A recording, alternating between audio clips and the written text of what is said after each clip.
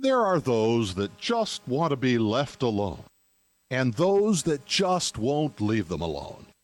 Which one are you? The Ernest Hancock Show. It ain't so groovy when you're screaming in the night. Let me out of this cheap movie. Headlong down the highway, and you're rushing headlong, out of control. And you think you're so strong, but there ain't no stopping, and you can't stop rocking. And there's nothing you can do about it. Yeah, we're running headlong down the highway. It's a government highway, and they got all kinds of plans for us and what they want to do for, really, to us. And this is what's happening in South America, and I suspect Africa. We don't hear a lot about Africa. And it wasn't until just a couple of years ago that they created AfricaCon. You know, the military had their own central command for Africa. I was, as much as I was surprised that they did it, I was surprised they didn't already have it. Now, in South America, where John Perkins, Confessions of an Economic Hitman, author, and Hoodwinked, another book, he had personal experience there. In fact, one of his leaders in, I think, wasn't it, kind of really inspired you to come out with this. He set a standard by which I think it had an impact on you, didn't it? Yes, Ernie. I think you're talking about Omar Torrijos, right?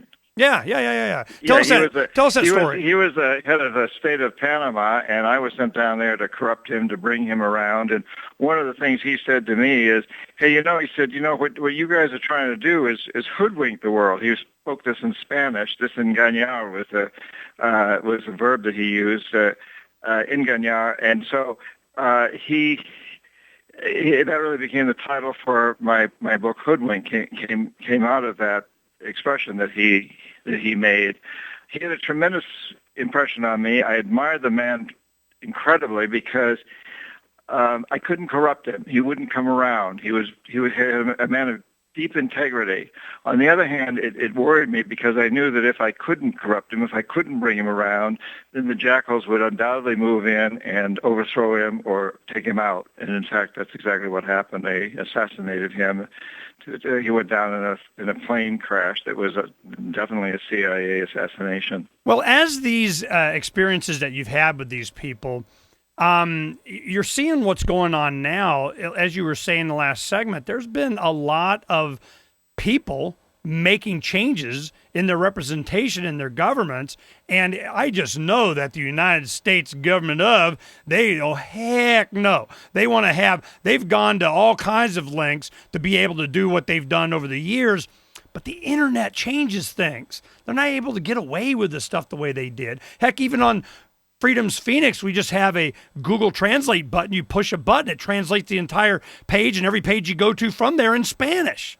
So it's not, and we're adding Arabic today. So I'm going, it's amazing how are they going to be able to put the genie back into chains with the United States holding the other end? You think that's possible? I certainly hope not. Well, it remains to be seen, but I do think the internet is a little bit like Gutenberg press, Up until that came out, the Catholic Church in Europe, at least, pretty much controlled everything that was ever written because it was the monks, it was the priests, it was the members of the church who copied text and made books, put together books. So if you wanted to read something, it had been written and put print by the Catholic Church for the most part. And then the press came out, and it changed everything. And I think today we're at a time in history when something very similar has happened, that the corporatocracy basically took over the mainstream press. They own Fox News, they own the CNN, they own NBC and CBS, and the New York Times, and every all the other mainstream. But there's a lot of guys like you out there, and there's the internet, there's Skyping, and there's blogging, and that's opened up something entirely new. It's phenomenal, and of course they're going to try to take control of that too, but we mustn't let them do that. I have one other question, real quick, before I forget. What role does central banking play in this? I mean, because you're right, the Federal Reserve, while it's a big issue around Dr. Paul's campaign in '08, it still is now. But they don't want to talk. I don't care if you're MSNBC, CNN, CBS, Fox, ABC, NBC. Nobody, heck no, we're not talking about the core of all of this is all this central control of economics, of money. And I'm going, it's only manifesting itself really on the internet. That's where it's an issue. In your experience, traveling around the world doing this, what role does central banking play in all this? Huge. Central banks allow the corporatocracy to keep control of the money supply, so here in the United States, the Federal Reserve, of course, is a private bank. It's very much controlled by the corporatocracy. It's based on the system of debt, so that we're always in debt, and the central banks, the Federal Reserve in the United States, can create money out of nothing, and so it has tremendous powers. And in the long run, that's something we must change. And we do have some alternatives. There's a bank in North Dakota, a state-owned bank that is offering an alternative. We've seen alternatives. The country of Ecuador is now struggling to create a whole new bank of its own that will be something very different from that sort of Federal Reserve debt-based, usury-based banking system. We need to get ourselves a new banking system because this particular system gives tremendous power and control to the big corporations that control the banks. Debt. Now, you said debt, and I started to realize, wars aren't meant to be, won. They're just meant to be fought. And I get the idea that they don't care really who wins. They just want to, get somebody's signature on a piece of paper who's going to be responsible for the war debt. So it seems like every one of these countries, they're all just being set up to have debt, like you're talking about, like how did our oil get underneath their sand? Well, it became our oil when we, signed a contract to build them an airport. They don't fly. I mean, we don't care. We need to have all this infrastructure to create the infrastructure or to give the companies jobs or money to flow to these corporations. Well, yeah, I'm sure that had a lot to do with it, but it seems to me that the overriding influence from the banks was to create debt, so they constantly had to be paying on interest. Yeah. Well, you're absolutely right. And, you take a country like Egypt. We started the program talking about up until the wars in Iraq and Afghanistan, Egypt was the second largest recipient of U.S. foreign and military aid in the world, Israel being the number one. So Israel and Egypt, 1 and 2, and then you had suddenly Iraq and Afghanistan entering into the picture. So things changed a little bit in terms of that rating, but still huge amounts of debt,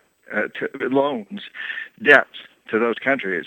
And it almost always goes in with a stipulation, both to Israel and Egypt, but particularly to Egypt, that most of that money has to come back to the United States to buy U.S. war material, planes and missiles and all the other things that our corporations sell, not necessarily made here, but our corporations sell it. So you lend these countries these huge amounts of debt. They have to then come back and buy U.S. war material, and they also have to pay off their debt.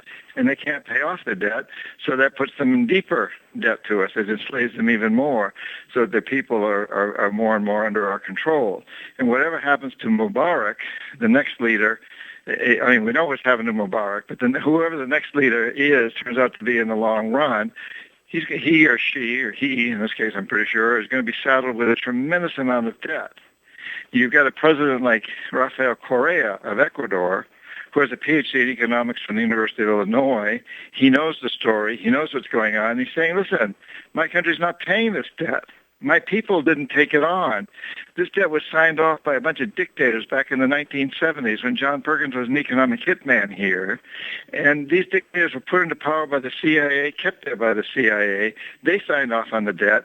They got rich off it. They're now living in Switzerland or Miami. My people don't owe this money. They didn't benefit from it. They never signed off on it. They never agreed to it. The World Bank may owe the money.